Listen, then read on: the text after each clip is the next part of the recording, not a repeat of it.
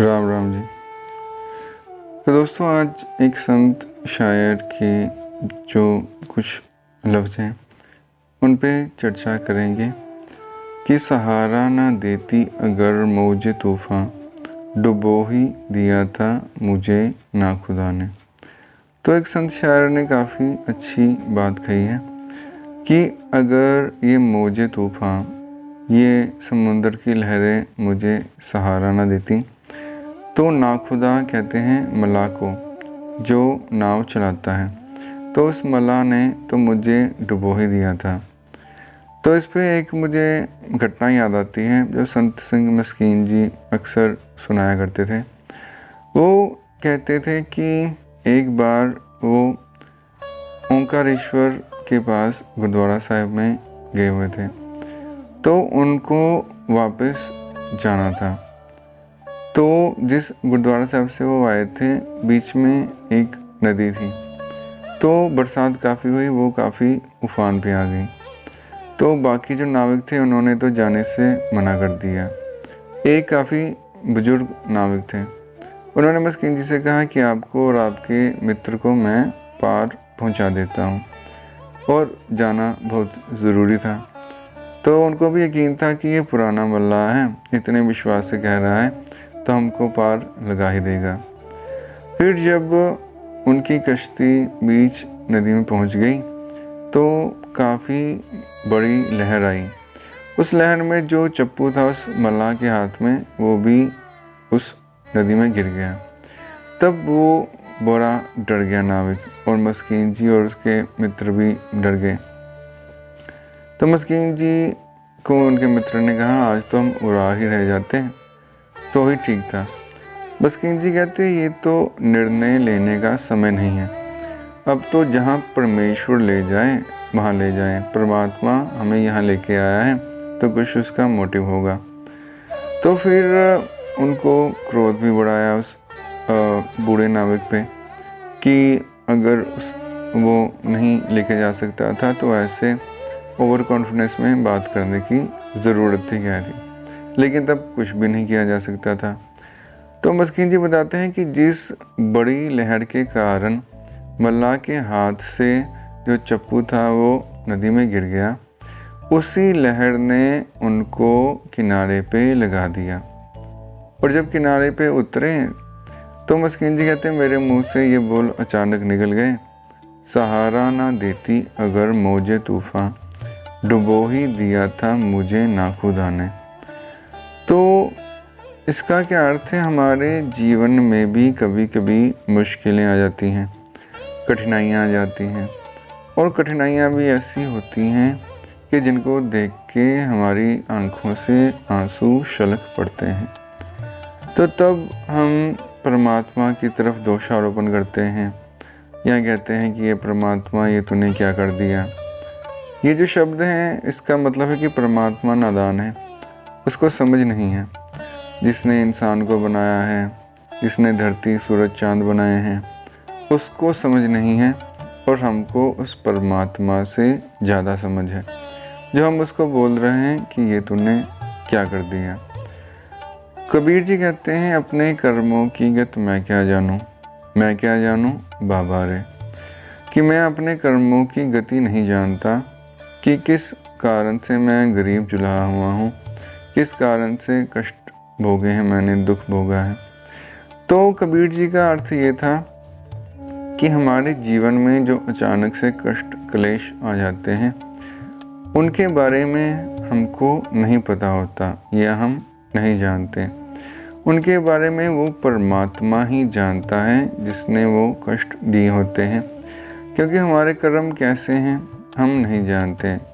इस जन्म के कर्मों का तो कुछ ज्ञान है हमें, लेकिन पिछले जन्म के कर्म क्या करके आए हैं हमें नहीं पता।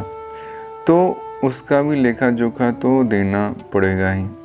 तो वो लेखा जोखा कुछ गलतियों के रूप में, कुछ कष्ट के रूप में हमें देना पड़ता है। तो लेकिन जो कष्ट हैं वो हमको मजबूत बनाते हैं। अगर कोई व्यक्ति ये कहे कि मुझे ये कष्ट मिला, वो कष्ट मिला, मेरे इतने साल बर्बाद हो गए, गलत मैंने नौकरी कर ली, गलत मैंने कोर्स कर लिया, तो वो सब उसको मजबूत बनाने में सहायक सिद्ध हुए। जैसे एक पत्थर पड़ा हुआ था सड़क पे और एक सुंदर तराशा हुआ पत्थर मूर्ति के रूप में मंदिर में था। तो जो सड़क पे पड़ा हुआ पत्थर था, उसने कहा कि ये जो मंदिर में पत्थर है वो इतना पूजित क्यों है, वो इतना पूजा क्यों जा रहा है, और मैं यहाँ पे धूल और मिट्टी में क्यों पड़ा हूँ। तो जो मूर्ति के रूप में पत्थर मंदिर में विराजमान था, उससे आवाज़ निकली कि मैंने हथौड़े और छेने की मार सही है, और उस मूर्तिकार के हथौड़े और छेनी की मार से मैं एक सुंदर रूप धारण करके इस मंदिर में विराजमान हूँ।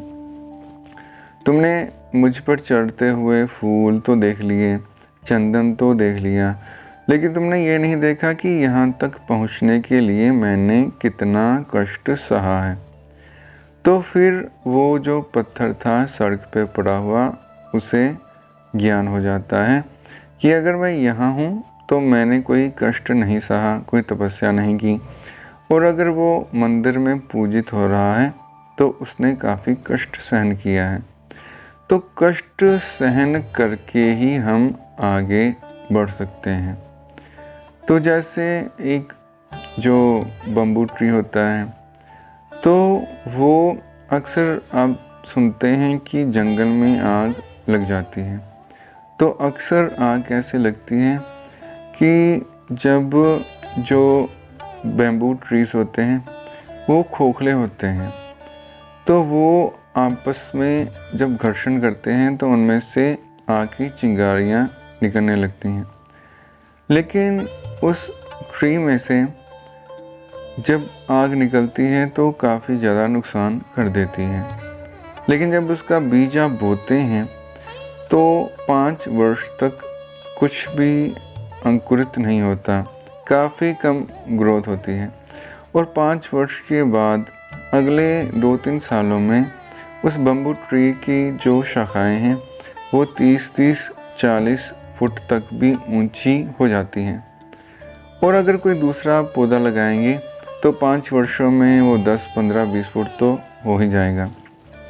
तो 5 वर्षों में उस बैम्बू ट्री ने किया क्या? उसने ये किया कि उसने अपनी जड़ें गहरे ज़मीन में ले गया।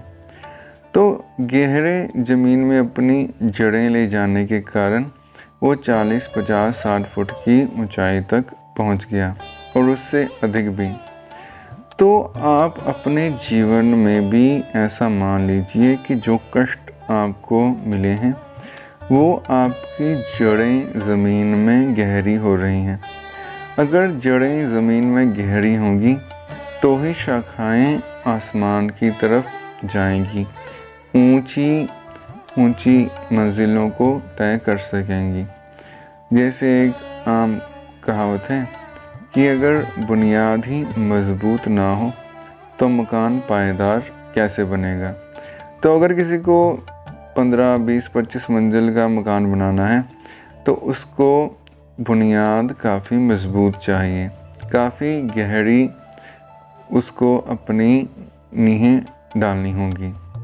इसलिए जो भी कष्ट आता है वो आपको तराशने के लिए आया है, मजबूत करने के लिए आया है। उस कष्ट को आप नेगेटिव वे में ना लेके पॉजिटिव वे में लीजिए, तो जीवन सुखमय हो जाएगा। और अगर आप ये कहेंगे कि ज़िंदगी में कष्ट हो ही ना, तो ये इम्पॉसिबल सा हो जाता है। जैसे कवि गुलाब चंद जी कहा करते थे कि इस देह को धारण करके राम और कृष्ण जैसे अवतारों ने अगर दुख ग्रहण किया है, दुख झेला है, तो हमारी और आपकी तो बात ही क्या है। उन अवतारों के सामने तो हमारी कुछ भी बिसात नहीं है। तो उनको देख के प्रेरणा लेनी चाहिए कि अगर उन्होंने दुख को भी सुख बना लिया तो हम भी दुख में सुखी हो सकते हैं।